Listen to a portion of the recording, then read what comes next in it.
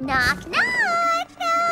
4에는 애플블룸, 5에는 모드파이네요. 네, 애플블룸 같은 경우는 이제 애플잭의 여동생으로 큐티마크 크루세이드의 리더 역할인데 가장 큐티마크에 관한 집착이 심해요. 여기 초반에 망아지 학교가 잘 등장하기 전에는 망아지들의 비중이 적어가지고 잘 안 나왔는데 다이아몬드 티아라라는 조금 이제 부잣집 딸내미한테 놀림을 좀 당해요. 썰렁공댕이라고. 그 이후로 좀 집착하면서 여러가지 도전하는 모습이 좋고, 개인적으로 나중에 요 망아지 삼총사들이 큐티마크를 얻을 때, 시즌5죠, 큐티마크를 얻을 때 그 희열이 좀 장난 아니에요.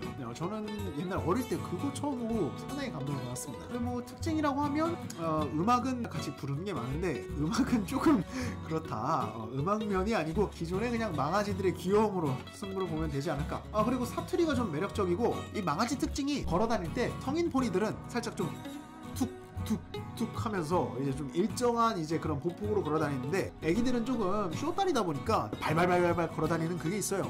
개인적으로 그것도 좋아합니다.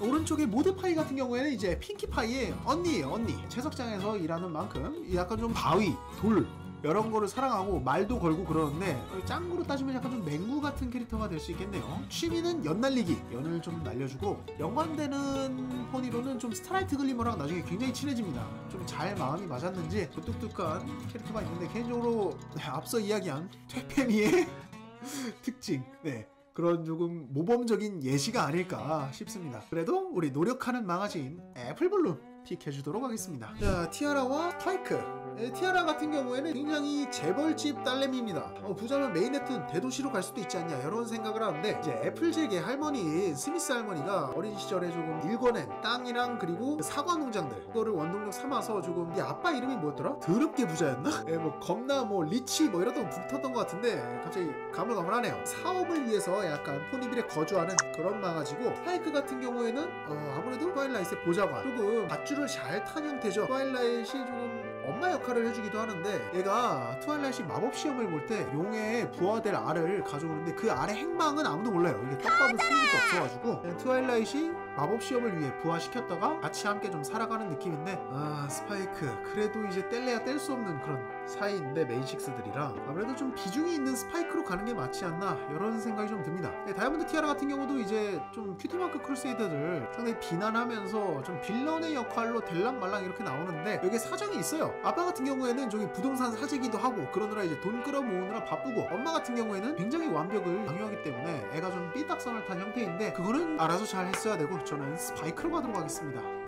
더피네요. 더피 같은 경우에는 이제 클라우즈데일에서 거주하던 페가수스인데, 포니빌에서 굉장히 다양한 알바를 합니다. 가끔 보면 유채 배달도 해, 아이스크림 알바도 해, 별의 별일 다 합니다. 이게 알바 천국에서 상당히 탐낸 인재이기 때문에 우선은 저는 열심히 사는 그런 사람들을 좋아하기 때문에 더피한테 조금 한 표 주고요. 마블파이 같은 경우는 핑키파이의 자매죠. 근데 모드파이 빼고는 얘 자매들이 별로 그렇게 분량이 없어요. 이게 무슨 장면이었는지도 제가 기억이 안 나는데, 제가 기억 안 나면 거의 외전일 수도 있고, 아시는 분들 계시면 댓글 남겨주시면 감사하겠습니다. 더피는 조금 저거 이제 짝짝이 눈을 보면 허당이죠, 허당. 그래도 포니빌의 어느 정도 특별한 시민들 중 하나로 꼽히기 때문에 더피로 가도록 하겠습니다.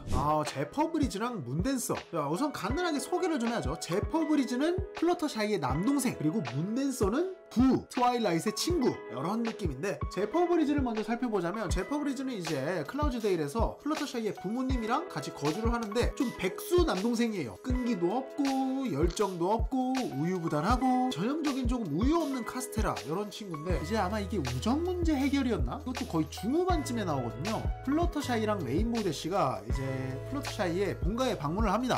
플러터샤이의 부모님들도 이제 플러터샤이처럼 굉장히 소심해가지고 남동생한테 제대로 말을 뭐라고 못해요. 나가서 뭐 일이라도 해라 이런 말을 못하고, 제퍼 브리즈는 조금 집안에 돈을 축내면서 여러가지 도전을 해보는데 끈기가 없어서 계속 그만둬. 얘가 하고 싶은 꿈이 이제 미용사처럼 갈기를 다듬는 일인데, 아무래도 플러터샤이랑 레인보우 대시가 그걸 이뤄주는데 한몫하게 됩니다. 그리고 제퍼 브리즈 보면 이제 레인보우 대시를 유독 좋아합니다. 다른 메인 식스들한테는 별 관심이 없는데 유독 레인보우 대시한테 계속 치고 끄덕끄덕거리는 모습이 나와요. 그래가지고 레인보우 대시가 그거를 좀 이용을 해서 이제 좀 갈기 미용사의 그런 의욕을 불어넣어 주는데, 근데 나중에 이 새끼 보면 그림형하고 있어. 문댄서는 이제 1기 1화에 그 이름만 나와요. 이제 캔틀롯에서 이제 학교를 다니는 트와일라이트이 아마 나이트메어 문에 관한 책자를 찾으려고 집으로 급하게 뛰어가는 와중에 엑스트라 친구들한테 오늘 문댄서가 파티 초대였나? 뭐 초대를 합니다. 그래가지고 트와일라이트 너도 갈 거야? 이랬는데 트와일라이트이 이제 정신이 팔려가지고, 그때는 우정을 아예 모를 때거든요. 아 절대 안 간다 이러고서 그냥 쌩까고 지나가거든요. 근데 여기서 알 수 있는 따뜻한 게 하나 있어요. 트와일라이트는 그나마 조금 친했던 책 친구를 바로 떨궈버리지만, 스파이크는 문댄서의 파티였나? 이제 갈 때 준비한 선물이 있었어요. 근데 트와일라이트 때문에 전달을 못 해주죠. 그래가지고 문댄서가 이제 아마 좀 토라져 있어요. 굉장히 이제 트와일라이트이 아마 공주가 되고 나서 만나게 되는데, 그때 오해를 좀 풀게 됩니다. 아 내가 그게 아니었다, 내가 싫은 게 아니다, 이렇게 좀 설득을 하는데, 문댄서 입장에서는 아 이거 공주가 됐는데 또 인맥 관리를 해야 되지 않겠습니까? 그래가지고 파이를 합니다. 제 생각이에요. 결론적으로 저는 제퍼 브리즈로 가겠습니다. 이유는 딱히 없네요. 얘네 둘 다 뭐 별로 생각 없던 캐릭터라서. 아 코지 글로우랑 이 썬버드 세레나데. 코지 글로우 같은 경우는 에피소드 이제 후반에 등장하는 빌런 역할인데, 제가 이제 이전에 빌런 영상에서도 말했듯이 저는 조금만 땅콩만한 놈들이 좀 설치는 거 안 좋아하거든요. 그리고 송버드 세레나드는 이제 싱어송라이터 시아의 모티브로 시작된 캐릭터인데 더무비에서 한번 나오죠. 물론 코지 글로우가 조금 에키스트리아를 위협한 것도 있고, 또 이런 굉장히 좋은 두뇌 회전으로 마법 하나 없이 이제 스타라이트를 제압한 에피소드도 있는데, 저는 그래도 이제 더무비의 OST인 레인보우 이게 잊을 수가 없어요. 거짓말하는 게 아니고 하루에 한 번씩은 듣습니다. 송버드 세레나드로 가야죠. 코지 글로우 좀 아쉽지만 상대가 셌다. 트렉시랑 스위티벨. 일단은 포니 한 마리씩 좋아하는 장면이 있는데, 요즘 트렉시가 이제 스타라이트 글리머와의 우정여행에서 이제 마차를 타고 가는데, 이제 굉장히 좋은 마차를 가지고 있는 다른 이제 수컷 포니를 만나요. 그 포니가 아마 트릭시한테 마차를 거래하자고 해서 좀 좋은 마차로 이제 스타라이트 글리머가 좀 멋대로 거래를 아마 하게 될 거예요. 그 후에 트릭시가 아마 다시 되찾으려고 땅에 들어놓는 장면이 있는데, 요거 좀 좋아합니다. 네, 그 발라당 들어놓는 게 그게 좀 귀여워요. 트릭시 같은 경우도 이게 좀 나중에 아마 트와일라이트의 우정학교에서 자기가 이제 교감을 하고 싶다고 조금 징징거리는 전적이 있는데, 이게 원래 썬버스트가 교감 후보였는데 됐을지 안 됐을지는 모르네요. 정확히 나온 건 없으니까. 개인적으로 또 스위티벨은 이제 큐티마크 크루세이더 중에 집착이 가장 없어요. 물론 조금 맨날 심심해가지고 레리티를 방해하는 사례는 있지만, 큐티마크에 관한 집착이 좀 가장 작다고 해도 과언이 아니라고 생각하거든요. 개인적으로 좋아하는 장면이 그 뱁시드 뮤비 중에 처음에 파라펜가 먹는 장면이 있어요. 그게 그냥 잊혀지지가 않아. 굉장히 귀엽기 때문에 좀 귀여움으로 승부를 보는데, 그래도 영향력으로 따지면 개과천선한 트릭시가 아닐까. 요거에 우선 한 표를 더 주도록 하겠습니다. 초이스. 셀레스티아랑 빅 매킨토시. 밸런스가 상당히 안 좋네요. 고민하고 싶지가 않네요. 네.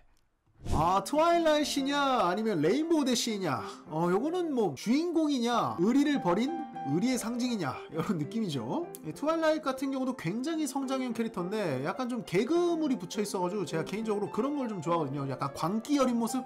트와일라이트의 계획이 무너지면 무너질수록 그 멘붕되는 모습, 저는 굉장히 공감이 되거든요. 제가 INTJ여가지고 제가 계획을 매일매일 세웁니다. 전날에 밤에 자기 전에 내일 할 거를 리스트를 적어놔요. 트와일라이트처럼 체크리스트를 위한 체크리스트를 만들어야 하는 그런 체크리스트 이런 식으로 좀 꼬리에 꼬리를 무는 스타일이거든요. 근데 뭐 그렇다고 계획이 지켜지지 않는다고 멘붕이 되지는 않습니다. 그래도 좀 어느 정도 공감이 돼가지고 트와일라이트 굉장히 좋아하고요. 트와일라이트 OST 중에 제가 좋아하는 거를 좀 꼽자면, 이게 좀 무거운 분위기인데 시즌3 13화에 나오는 친구들의 큐티마크가 완전히 변형돼가지고 좀 해답을 찾을 수 없을 때 Find a Way라는 음악이 있어요. 좀 그 약간 우중충한 발라드 느낌, 그게 좀 좋더라고요. 그리고 레인보우 대시는 가장 업적이 큰 게 하나 있죠. 이제 트와일라이트이 알리콘이 되고 이제 또 만수무강할 수 있는 이유는 레인보우 대시한테 있지 않나.